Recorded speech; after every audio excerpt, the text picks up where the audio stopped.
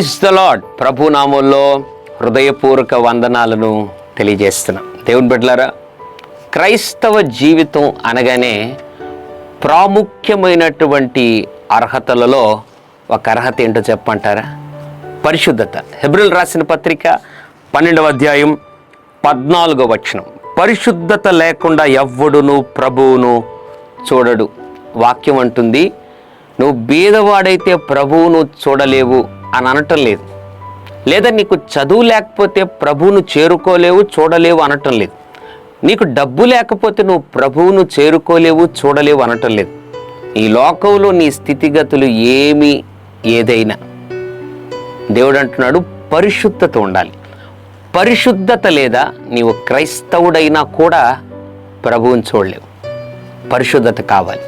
క్రైస్తవుని మొట్టమొదటి అర్హత పరిశుద్ధత. మనము ఆరాధించుచున్న జీవము గల దేవుడు పరిశుద్ధుడు. పరిశుద్ధుడు పరిశుద్ధుడు అని గాన ప్రతిగానములచే కీర్తించబడుతున్నటువంటి మహోన్నతుడు ఆయన. ఈ ఉదయకాల సమయంలో పరిశుద్ధత ఉందా? నీ తలంపులలో పరిశుద్ధత ఉందా? నీ ఆలోచనలో పరిశుద్ధత ఉందా? నీ వెళ్తున్నటువంటి ఆఫీసులో పరిశుద్ధంగా బ్రతకగలుగుతున్నావా? కాలేజీలో పరిశుద్ధత ఉందా? ఇంటిలో పరిశుద్ధత ఉందా? ఒంటిలో పరిశుద్ధత ఉందా? పరీక్షించుకో. ప్రభు నీతో మాట్లాడుతుండగా ఆయన రాకడ సమీపించిన కడవరి దినాల్లో మనం ఉన్నాం. ఇప్పుడే ఒకవేళ పరిశుద్ధతను కోల్పోయినట్లయితే యేసు రక్తంతో మళ్ళీ కడగబడి ప్రభువారను క్షమించు అని మనస్ఫూర్తిగా నువ్వు అడగగలిగితే మళ్ళీ నీ పాపమును క్షమించి నిన్ను నన్ను తన రక్తంతో ప్రభు కడిగి పరిశుద్ధపరచడానికి సిద్ధంగా ఉన్నాడు.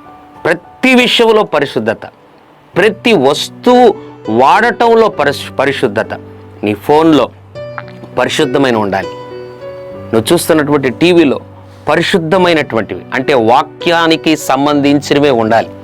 ఎలక్ట్రిక్ గ్యాజెట్స్లో ఏది ఏమైనా, సినిమా పాటలు వినటం ఇటువంటివి విడిచిపెట్టి పరిశుద్ధుడిగా నువ్వు బ్రతకగలిగితే ప్రభు రాజ్యం నీదే. అట్లు పరిశుద్ధంగా జీవిద్దాం, దేవుని రాజ్య వారసులవుదాం.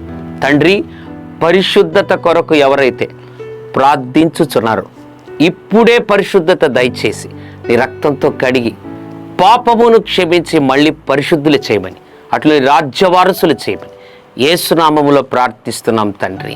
ఆమెన్. God bless you.